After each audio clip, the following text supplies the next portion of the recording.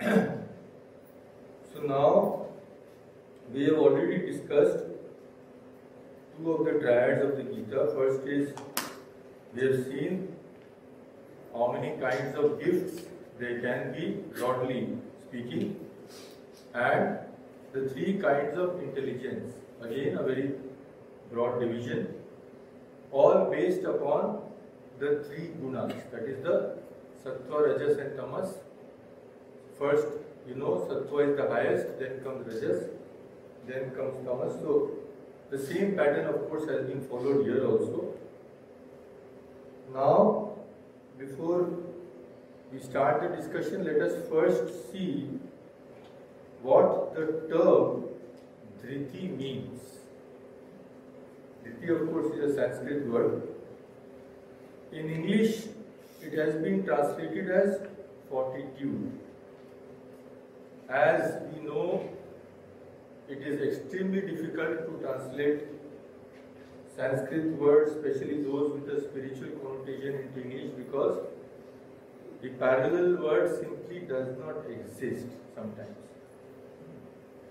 So Dhriti, for want of a better word, has been translated as fortitude, and according to the dictionary, fortitude is mental and emotional strength in facing difficulty, adversity, danger or temptation courageously. So strength, mental and physical, which helps us to face all these difficulties of life. That is the definition of fortitude in the English dictionary. But the meaning of Dhriti spreads wider. The saints and sages of India have defined it as a kind of force or effort. We will go into the details. So first of all, we know that each Sanskrit word comes from a root, is derived from a root, that is called dhatu. So Dhriti is also derived from a root which is dhri. Dhri, the Sanskrit meaning is dharane. Dharane means it is used in the sense of dharan. Dharan means to uphold, support. So something which upholds, something which supports is the meaning of the root of the word Dhriti. Now we will go through some of the traditional definitions of Dhriti. More than one, so that we have a very good idea of the word. Now, many of you may have heard of the Charak Samhita. It's a very ancient treatise. It's a medical book. She tells us about the body, even operations as well. All that has been mentioned there. How to cure diseases. It's a manual, and most of the principles of that Charak Samhita are still very much valid today, because the human body has not changed over the years. So Charak Samhita, other than being a medical manual, also is a spiritual manual and psychological also to some extent. So how does Charak Samhita define Dhriti? It tells us that the Atma, that is the Atma you all know, Manas, the mind, and physical body are the three supports of life. So this is a complex organism, what we are in. Physical part, mental part, behind that source of power which is driving our mind and body, the soul, consciousness. So these are the pillars upon which our whole psychophysical organism is based. The consciousness, the power behind, which is the Atman, controls and regulates the mind as well as the body. That is the only thing which is conscious. So only something which is conscious can control anything else. The mind acts as a vehicle of expression for the desires we have. Now, Dhriti, what it is? Dhriti is one of the principal faculties of the mind that help to assert a restraining force over itself. Now, just now we said in the previous sentence that the mind acts as a vehicle of all the desires we have in the mind.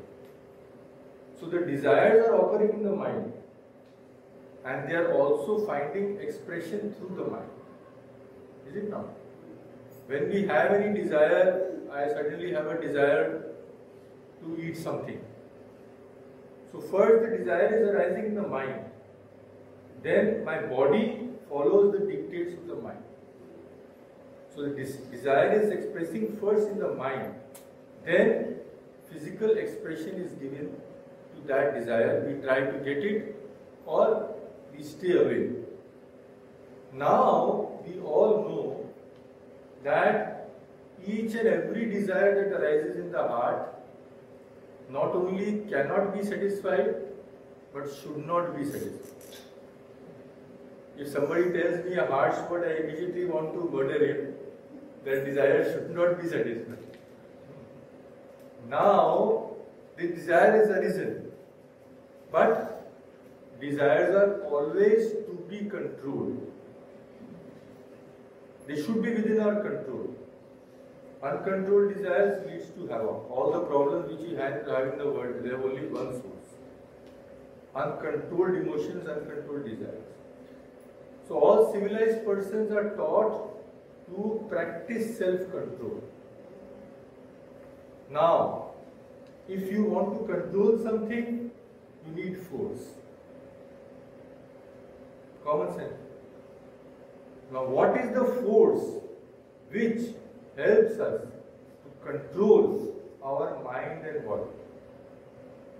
That force, that effort is called Dhriti. That is a definition of Dhriti in our scriptures. So Dhriti is one of the principal faculties of the mind that help to assert a restraining force over itself. Self-control. That is why we control ourselves by ourselves. So it helps to assert a restraining force over itself to prevent the yielding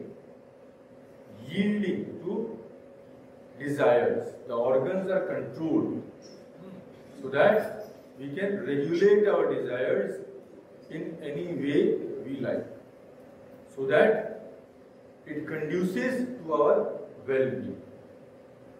Only a self-controlled life can be conducive to our well-being, we all know.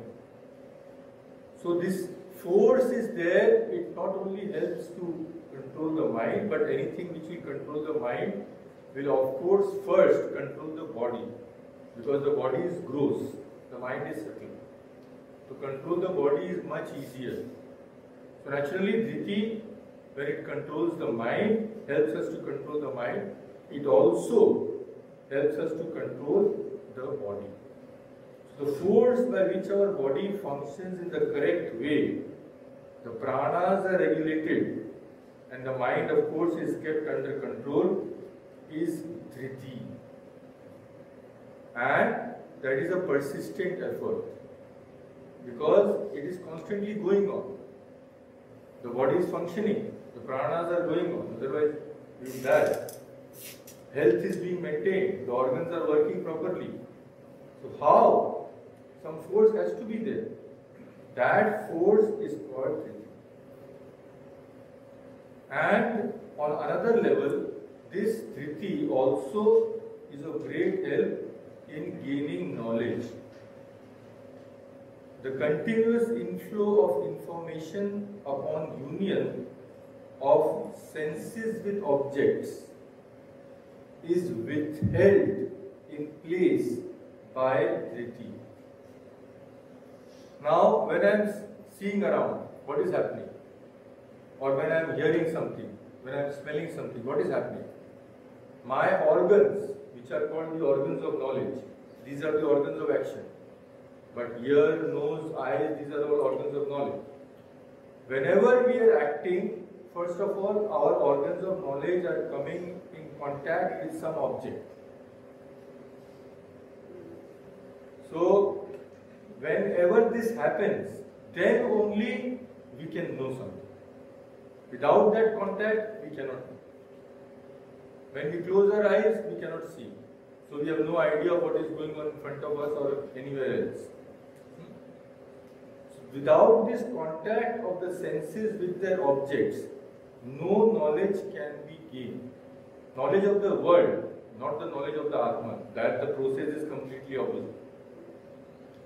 So this continuous flow of information, which is always going on here, we are hearing something except in sleep. In dreams, the mind is active only, not the senses. So I am talking about the waking state.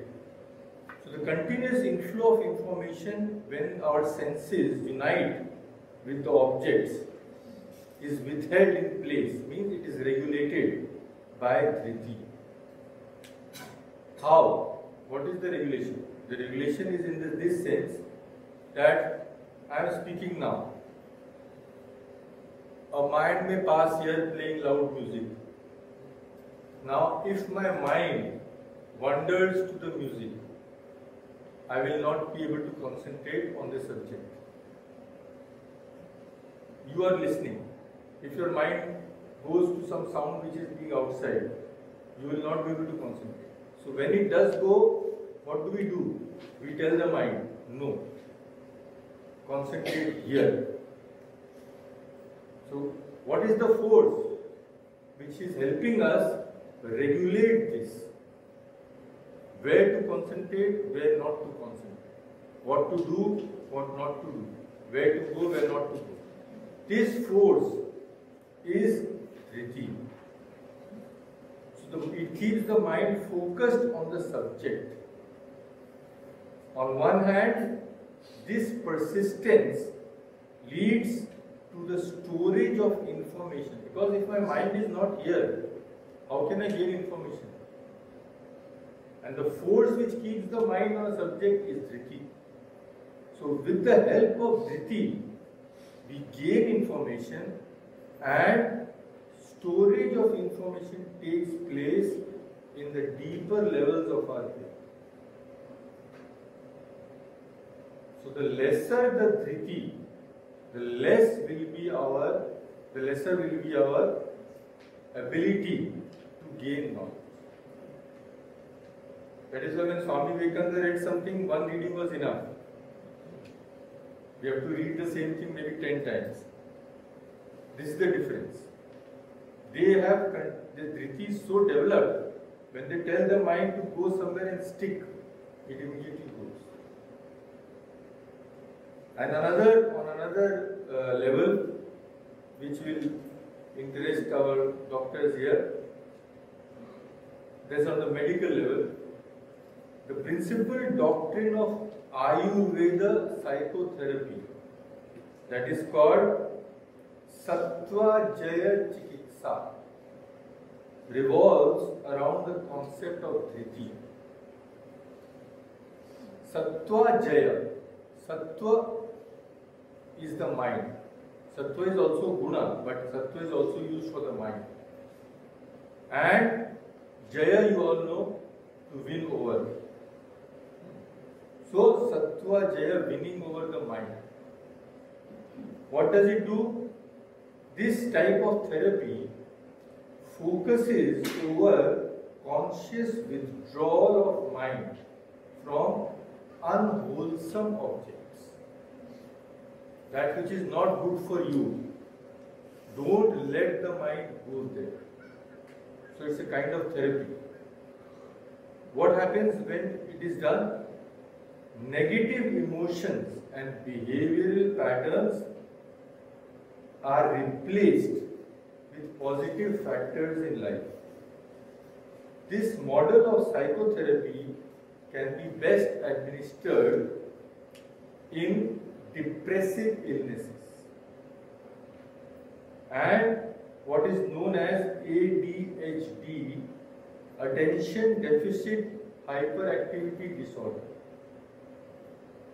in anxiety, in low esteem, and unexplained mood swings. Somebody is cheerful, absolutely well today for no reason, tomorrow he will become depressed. So all these are diseases. And this therapy, the experts who know, they know how to increase the Dhriti of the patient. So with his own power of the mind, he can get rid of those diseases. So to sum up, Dhriti is a kind of effort that holds up the body and organs.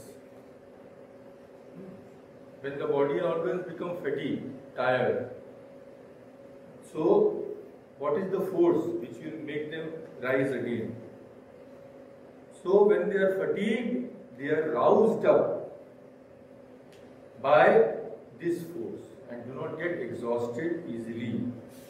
People with well-developed Dhriti are able to bounce back very soon. Not only physically, but mentally also. You have much more exposure to the world, so you know many more people. Many times you must have seen that some tragedy occurs. Some tragedies are bound to occur. Nobody can escape. Something has happened with the family, something has happened with the friend. So people go into a depression. Sometimes for years they cannot come. The problem is external help is sometimes needed, but it can go only so far. You cannot change the constitution of a person's mind. So these people can only suggest something which we should do.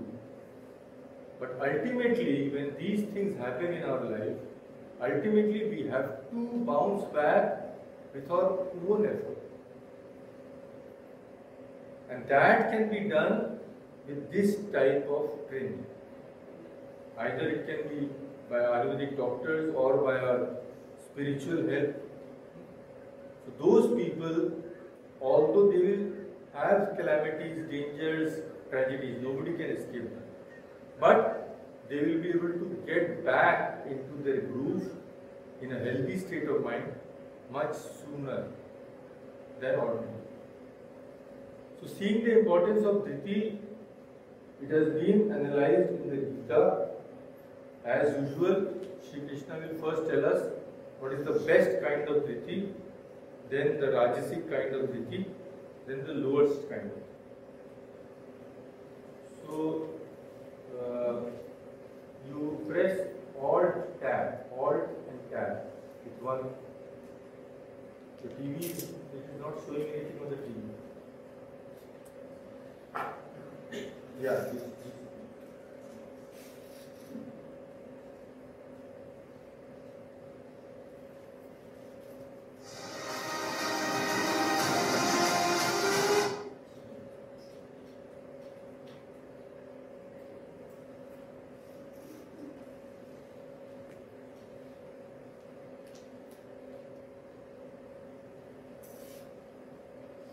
So this is, you can see in front of you the words. Please repeat after me as before. Dhrityaya dharayate manah pranendriya kriyaah yogena vyabhicharinya Dhriti sa partha satviki.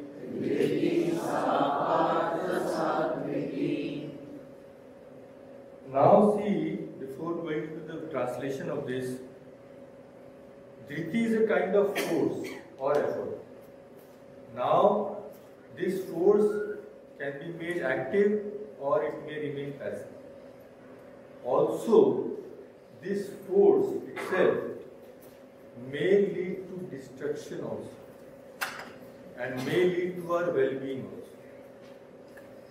So, in the world, were not the great dictators who have been there?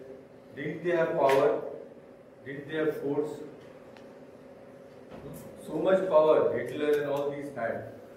But what was the problem? The problem was they did not channelize the power in the right direction.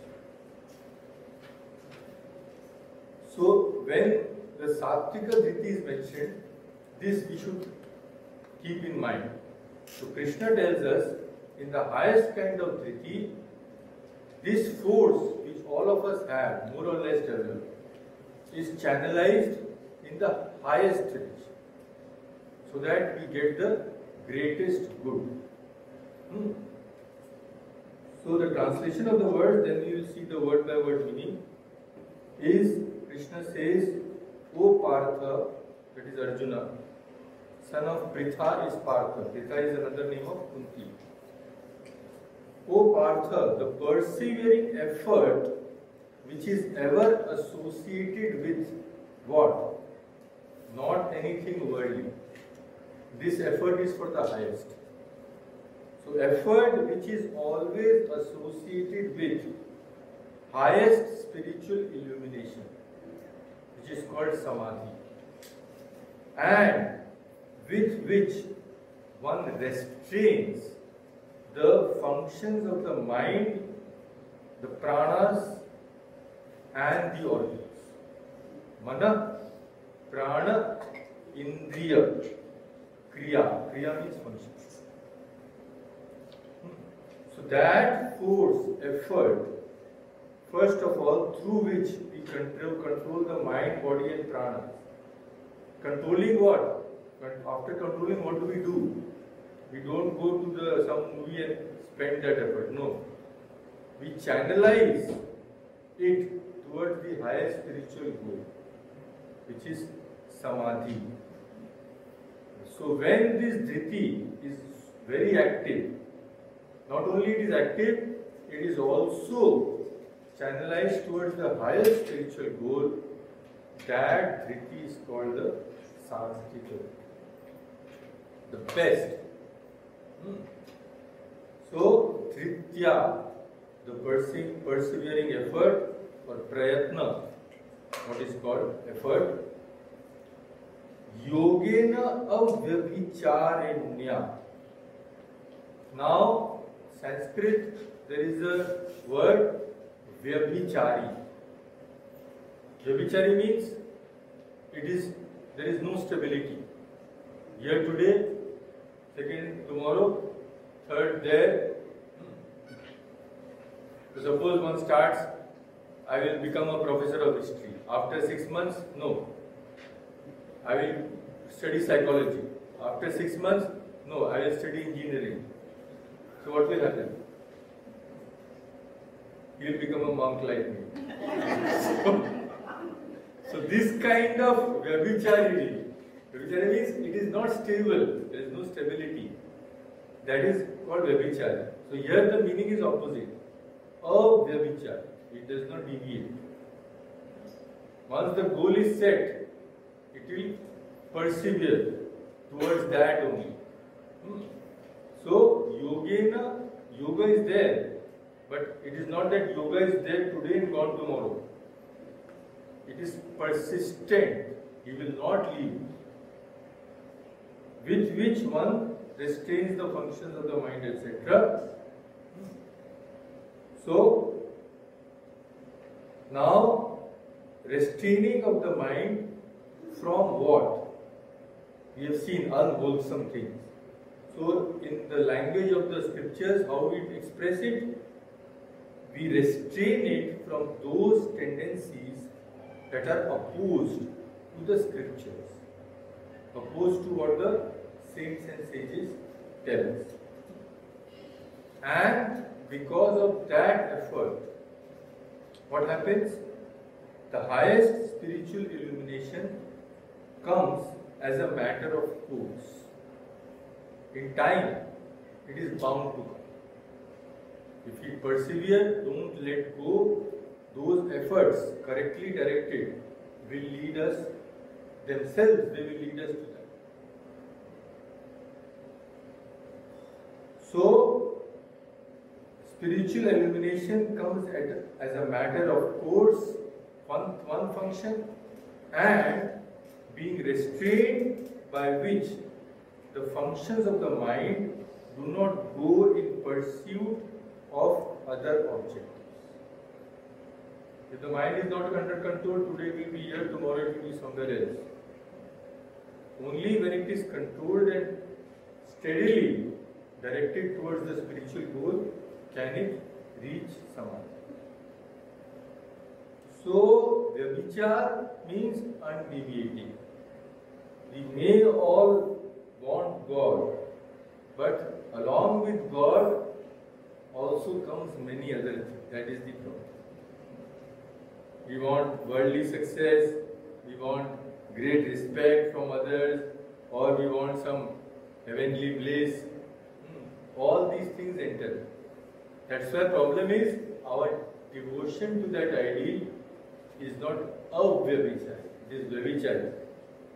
1 hour, think of God, next time, next hour, do something else. That is why the results are not quick enough. So, this avyavichar is also gained by a lot of practice. It is not a matter of one day.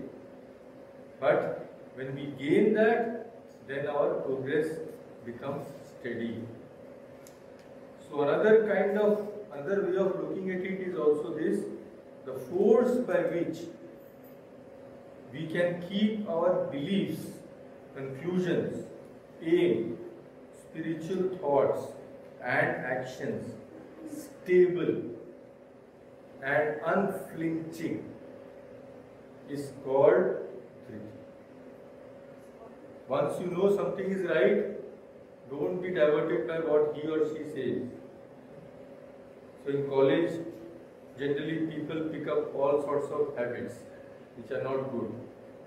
What will happen? Friend circle is there, everybody is with a cigarette in his mouth. That fellow will come, you don't smoke.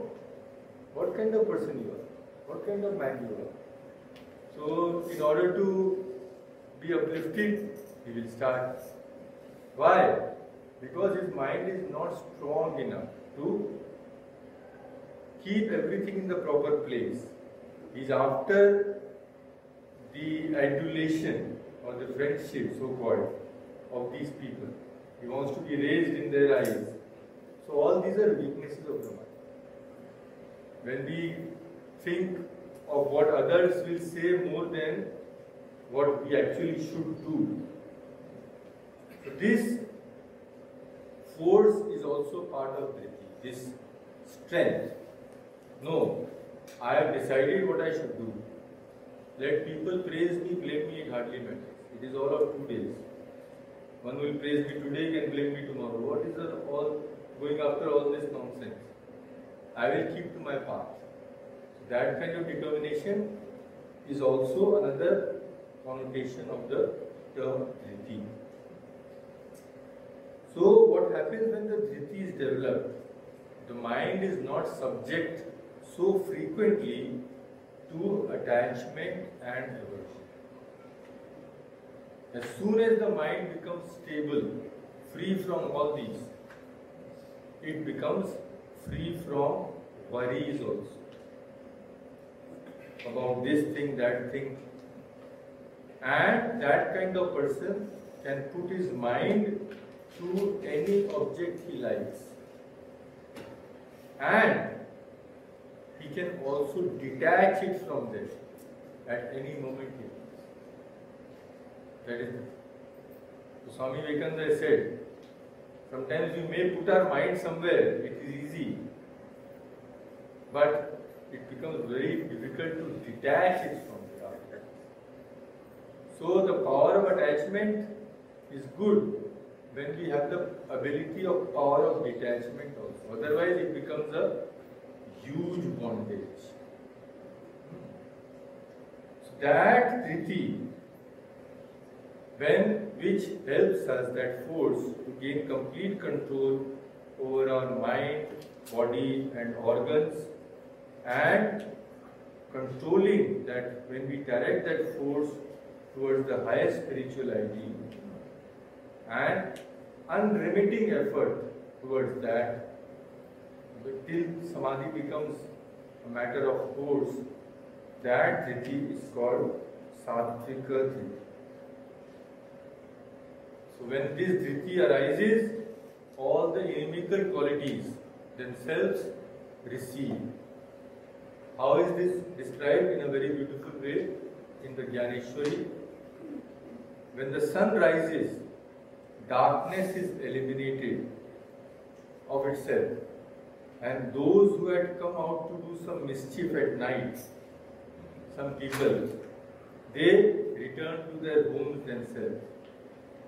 Similarly, when this type of Dhriti is awakened, the Indriyas are completely withdrawn from their objects, and we have the power to break the link between the organs and the object.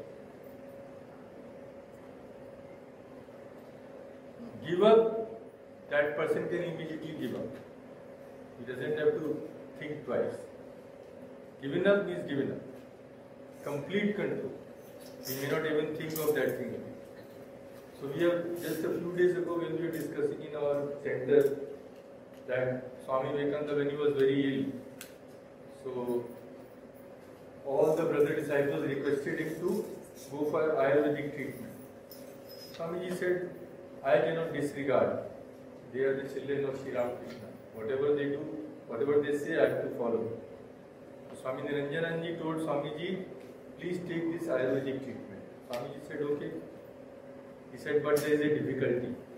What? For 7 days or so, you will not be able to drink water. You can only take milk to satisfy your thirst. No water. Swamiji said, okay. So maybe after 2 or 3 days, Sharachandra Chakravarti had come to Belur Math. In the terrible heat of Calcutta, you can imagine. So he found Swamiji is not taking water. He said, how can you stay without water? Swamiji says, why? I told my mind, don't think of water. Now even the thought of water does not come to mind. That is the ultimate. No one can be Swami Vivekananda, but this shows that what the scriptures say. See, these people, why do they come? First of all, to teach us. That is there. But they also come to verify the truth of these scriptures. Otherwise, we will say, what? Sri Krishna had nothing to do, he said something. This can't be done. It can be done by very special people to that degree. But at least we can do something. It is not that we cannot do anything at all. So, that is there, that is what is said when the sun rises, this type of darkness is completely gone. So, when this Dhriti is awakened, similarly our organs are completely withdrawn from their objects. Due to the power of this Dhriti, the mind, etc., give up their external activities and are locked wherever we want them to be. They are locked inside in the spiritual person and they remain there till they are released. Mind remains where it is put till that person again releases it. So it's a very high state, but of course that is the goal. So another small definition by another very great saint, you must have heard the name, Ramanuja. Ramanuja came after Shankaracharya. So he describes Sattvika Dhriti as that effort by which one keeps the activities of the mind and other organs in the practice of yoga till he attains the final spiritual goal. So keep at it. In the Vedas it is said, Charevaiti Charevaiti, means keep on going, don't halt, don't stop. If you stop, you are stagnant. And actually you can never stop. You can either go back or you can go forward. So when you can have only two options, rather go forward. Even if it is slowly, one day it has to come. Only continuously or intermittently? That is called avyabhichari. Continuously. Intermittently, if we do, our progress will be slower. That is all. So this is the Sattvika Dhriti, the highest, the goal. Now we will see the Rajasika Dhriti. So please repeat after me. Yaya tu dharma kamarthan Dhritya dharayate Arjuna Prasangena phalakamshi Dhriti sa partha rajasi. So this is the level where most of us are. Here, not only that force, that control decreases, but also it is directed not towards the highest spiritual illumination or samadhi, but that force is directed to the word, where the two words dharma kama. Dharma here means selfish works, the Vedic sacrifices and all that, to get something. And kama, of course, is desire. Phala, why? Because phal akankshi. Phal means fruits. Akankshi means desire. So this type of person, he also has that power, because the power is from the Atman, which everyone has. But he has not developed it sufficiently. Secondly, he is directing it towards worldly things. So all the power is being wasted in getting the things of the world. He cannot make spiritual progress till he does not force that effort in another direction. So, word by word,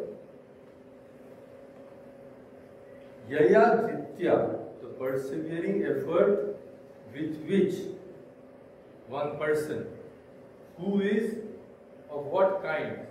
He is Phalakamshi, Phala Akamshi, desirous of getting something from the world. Why do we desire? The cause is same. Prasanga, Sangha. That is an intense attachment. When we desire things of the world, what happens? Dharayate. He holds on, always comprehends the worldly things as things to be sought after. That is the thing. So he always thinks that those things are extremely desirable. Many years ago, here only in Canada, only I had gone with a person. He had taken me to a nearby restaurant in his place. So we were sitting, there was a big television set. And there was a golf match going on. So Tiger Woods was there in that TV screen. So after every 10 minutes, that person was telling me, this Tiger Woods has so much money. There's millions and millions. Then maybe another 10-minute gap, then again, what he has done, what are his achievements, how much he earns a year. So why is this happening? Because we feel out of attachment, we have that desire that, I wish I could be Tiger Woods and have all that. So what happens now? when this is the attitude, the force, Dhriti of that person will always be directed towards getting that kind of thing. That is the only thing worthwhile for him. Why should you go after all the God and all which no one has seen practically? So here the efforts are misguided. Prasangena, because of intense attachment, dharayate means holds on, comprehends, understands those worldly things to be the things sought after. So here dharma, as we have already seen, dharma means pravritti dharma. Means I do something, I want something in return. And kama and artha, kama is pleasure, artha is wealth. So these people always desire these things, but never liberation. They never desire knowledge or devotion. This kind of fortitude, which is directed in this way, is Rajasi Dhriti, Rajasic Dhriti. So even when such a person practices religion, he will always do with a worldly aim. I am going to a temple, so and so TV channel, please tell him to be there. This newspaper person, please tell him to be there. I want you to be advertised. Member of the Legislative Council, member of MP, he had gone to the temple, people should know. So they will think that I am a very highly spiritual person. This is very, very rampant in India, absolutely rampant. So these people are always, in India nothing, still, whatever may be the condition. In India still religion holds the sway. If people think you are religious, you got it made. You need not do anything else. So what will they use if I go to the temple and cameramen are not there? That is the attitude of these kind of people. So he may perform good works, he may give in charity also, but behind that, there will always be some worldly desire. And next is holding on to the objects of pleasure. What is that? He thinks, what else can give pleasure except the objects of the world? So life is worthless without those objects. And he thinks everybody is like him. He says he thinks that there is certainly no one in the world who does not desire. If somebody is telling he does not desire, he is telling a lie. Because they can never think beyond this. And for wealth, what is his attitude? Oh, how can you survive without wealth? You cannot do anything. Even if you want to do dharma, wealth is needed. All the celebrations, etc., gatherings, you need wealth for that also. People who are big in the world, they are also called big because they are wealthy. If you don't have wealth, people will not respect you. So all these thoughts are the thoughts of a person with a Rajasic Dhriti. So in this way he becomes immersed in only two things. One, accumulation of wealth, and running after enjoyment.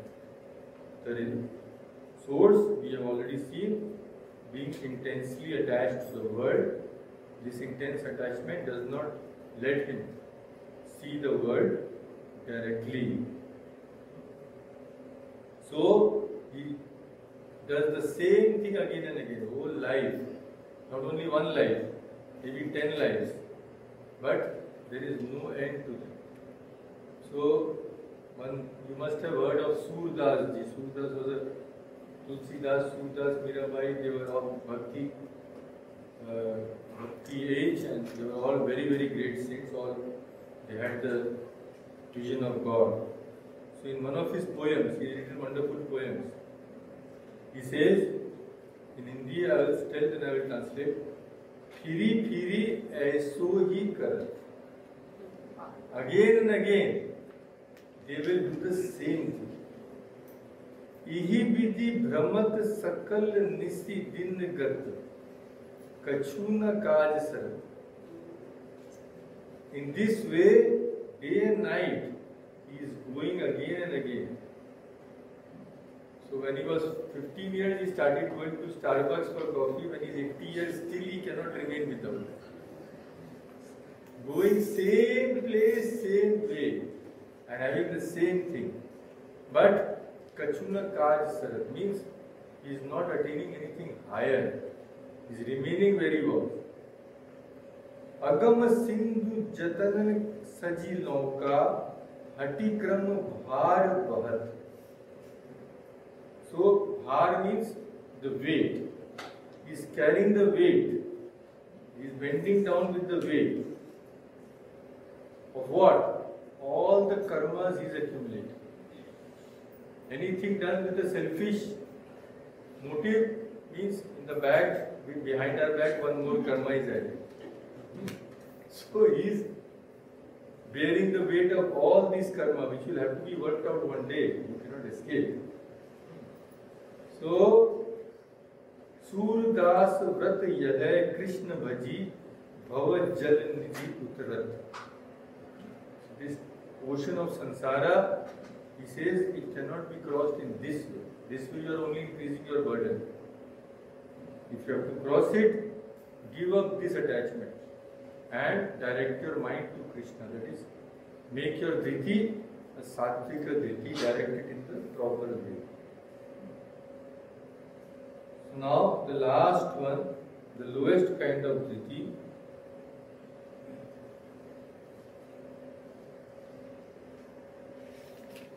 Jaya. Yeah, Jaya. So please repeat after me. Yaya Swapnam Bhayam Shokam. Yaya Swapnam Bhayam Shokam. Vishadam Madamevacha. Vishadam Madamevacha. Na Vimunchati Durmedha. Na Vimunchati Durmedha. Dhriti Sa Parthatamasi. Dhriti Sa Parthatamasi. So, the lowest kind of Dhriti, Tamasi Dhriti, who practices? Who is Durmedha? Medha, intelligence. Sumedha, good. Durmedha, no good. His intelligence is no good. So, because of that low intelligence, what does he do? He does not give up. What? He does not give up. First, sleep. Extremely lazy. Second, bhaya, fear. Always afraid of this, that, what will happen after 10 years, what could happen after 15 years, all sorts of. Then, shokam. He does not give up sorrow. Some tragedy is there, maybe for years we will be remembering it and being sad. What's the use? Vishadam. Vishadam, depression, despondency. He does not give up that. Always down-spirited. What can I do? I can do nothing. Does not give up these. Why? And mother. Mother means sensuality. So he does not give up these because his intellect is not functioning in the right way. So he is clinging to the wrong things. He is incapable of discrimination.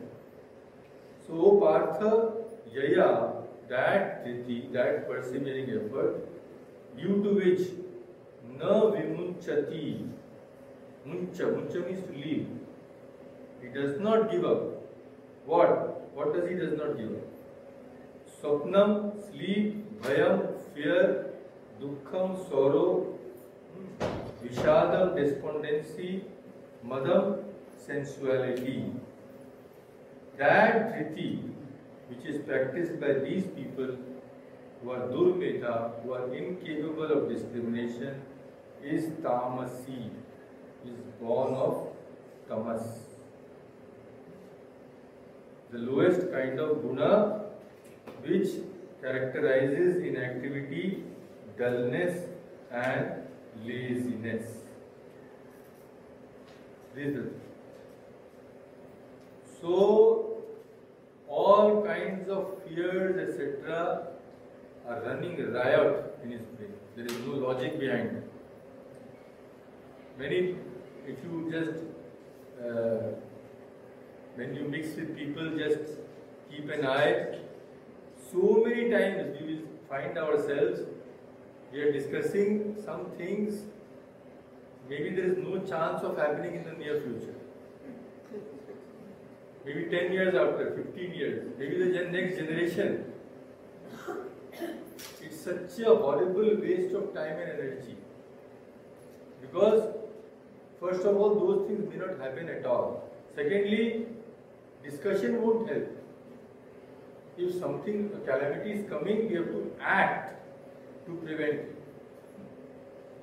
So this type of useless fear, laziness and sorrow. Sorrow is also something which we cling. Somebody had passed away, some tragedy had occurred. Remembering all those things again and again, going to sorrow. The cause may be attachment or whatever, but again and again being sorrowful on something which has happened long ago is of no use to anyone.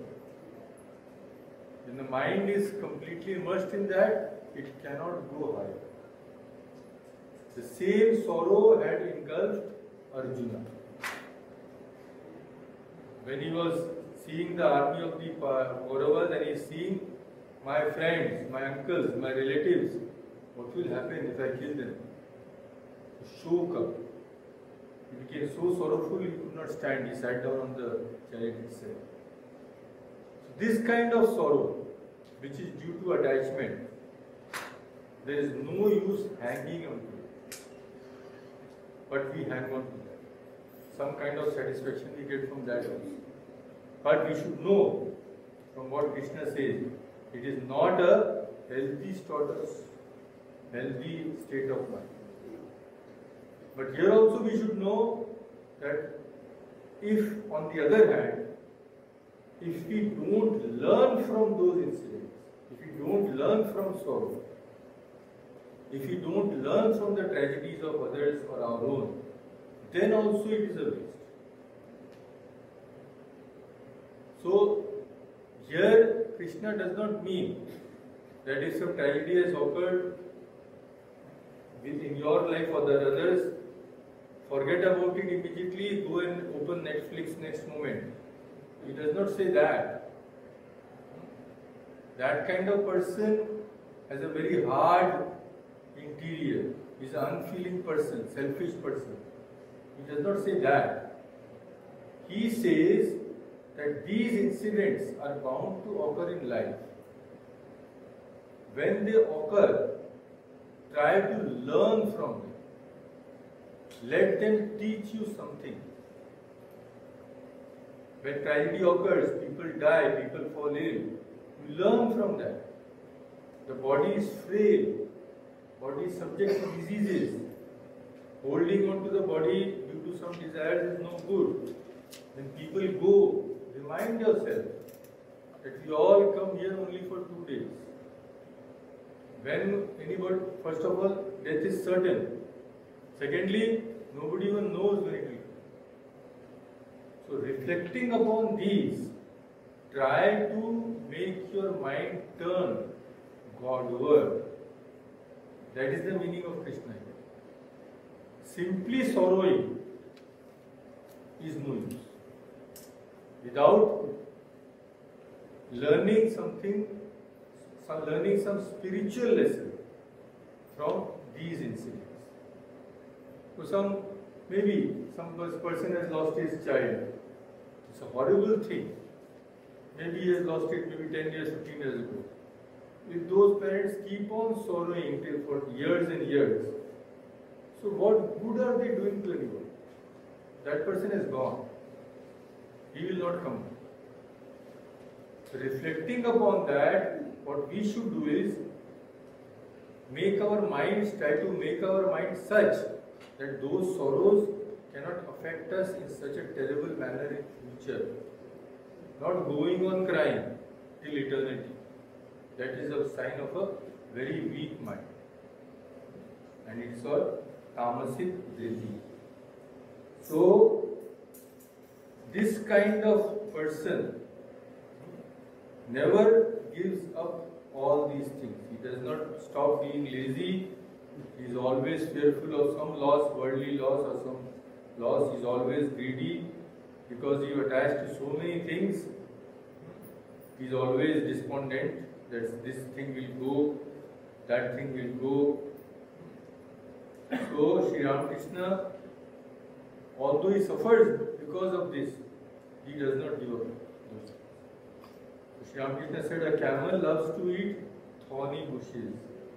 The more it eats, the more blood gushes from its mouth. Still, it keeps on eating. It will never give it up. The man of worldly nature suffers so much sorrow and affliction, but he forgets everything in a few days and begins his old life again. This is the meaning. When these things occur, don't begin your old life again. Turn it into an upwards direction. Then you will find that each experience of life will teach you something, will help you Godward. So this in short is the analysis of the three kinds of Dhriti according to Shri Krishna. And needless to say, our efforts should be at achieving the highest, the Sattvika Dhriti. The Sattvika Dhriti will make us resist all kinds of evil at every step, because it has to be resisted so that we can make progress. To quote Swami Vivekananda, in the course of one of his lectures, he said, we are to resist these natural tendencies, nature, if we are resist at every point, if we are to make any progress. Something funny happens and nature says laugh, and we laugh. Someone we love dies, nature says cry, and we cry. So when he said this, interposed an old lady in the audience. It was in America, this speech. She says, it would be very hard not to mourn for those we love, and I think we would be very hard-hearted if we did not mourn. That is the concept. Oh yes, madam, Swamiji replied, it is hard, no doubt. But what of that? All great accomplishments are hard. Nothing worthwhile comes easy. But don't lower the ideal because it is difficult to attain. Hold the banner of freedom aloft. We do not weep because we want to. We weep because nature forces us to weep. So when nature tells us weep, say no, I shall not weep. I will be strong. I will learn from these things. I will learn from misery. I will learn from death. I will learn from tragedies. And all these will only lead me Godward. That is the goal which we should strive for. So I will end by mentioning a very, it is a true incident and a very interesting one, and of course a very educative one. So we have already seen that Dhriti has also been defined as a kind of force or effort which helps the body and mind to bounce back very quickly. That's why spiritual people seem to have so much energy. Swami Vivekananda once wrote in a letter, the amount of work I have to when he was in the USA The amount of work I have to do here, if an ordinary person had to do maybe 1/20th, he would have died. That kind of work is not possible. Even what Swami Vivekananda, even his other disciples of Sri Ramakrishna, when Swami Trigunatitananda, you may have heard, he was in first Hindu temple in the West he had built. So he was given the charge of Udbodhan, Bengali journal of our Ramakrishna order. So it is being printed from the same place where Holy Mother lived, Bagh Bazar, Udbodhan. So he was the first pioneer of the Bengali magazine, Swami Trigunatitananda. And being a pioneer means you know how difficult it is to spread those thoughts. So you know how he used to sleep every night, just a narrow bench, like maybe 6 inches or so. If you turn around, you will fall. Hard wooden bench. Every night he used to sleep like that. Practically, they need very little sleep as it is. So Swamiji and other kinds of austerities he practiced. He had a power. Trigunatitananda had one power. He could eat as much as he wanted. And he could survive on practically nothing. So a true incident which is unbelievable, which is we cannot believe. He went once he went to a restaurant, somebody took it. He started eating. He is not stopping. It defies all law. How could his stomach contain that food? Finally, the restaurant owner came. He said, "We will not charge you anything for what you have eaten, but please stop now." It is unbelievable how to explain it. That volume of food, where is going? Nobody knows. So he had that power. So all these are examples of Dhriti. So one incident I will relate before you. This is documented in a true incident. So one night Swami Vivekananda was at Belur Math Nilambar Babu's garden house. So when Swamiji was there, nobody had any time for leisure or anything. To work, always either work or discussion or philosophy or something. So there were discussions on Vedanta one day in the presence of Swami Vivekananda. So till 2 a.m. the discussion continued. Swamiji had started the discussion and the brothers, he had started the 2 points. So some had took one side, some took another side. Swamiji remained neutral and generally silent. But whenever one side was losing, he helped that side by giving one argument on their behalf. So at last, and those were very terrible days at Belur Math. Everybody had to work like absolutely day and night. So discussion went on till 2 a.m. Everybody went some dog tired, they went to sleep. Now Akhandanandaji's reminiscences are there. Akhandananda, disciple of Sri Ramakrishna. 2 o'clock they have gone to sleep. 4 a.m. Swamiji gets up. He tells Akhandananda, what is the matter? 4 a.m. bell is supposed to go. Rising bell. Why can't I hear the bell? By that time, Swamiji had finished all his shower and all. No shower at that time, just bath. And he was fresh, lively. And he's walking. What is happening? Ring the bell. So Akhandananda hesitated. 2 o'clock, everybody has gone to sleep. Seeing me hesitating, he said, Akhandananda is relating, no? Swamiji, seeing me hesitating, he said, ring the bell. Let them all wake up. I cannot see them sleeping anymore.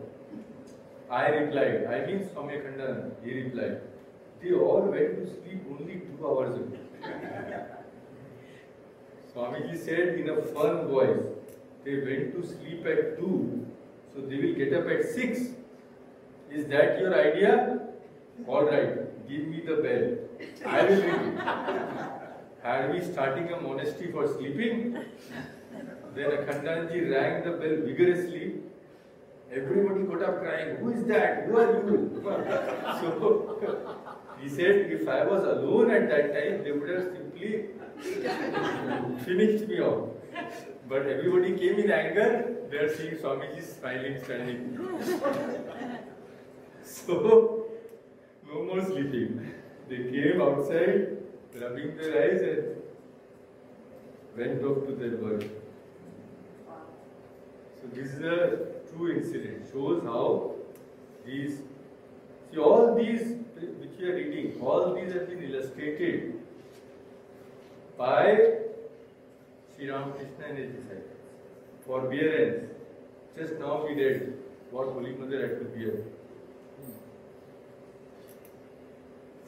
So those to learn when, and it is very interesting when we compare what we read in the scriptures with incidents from their life.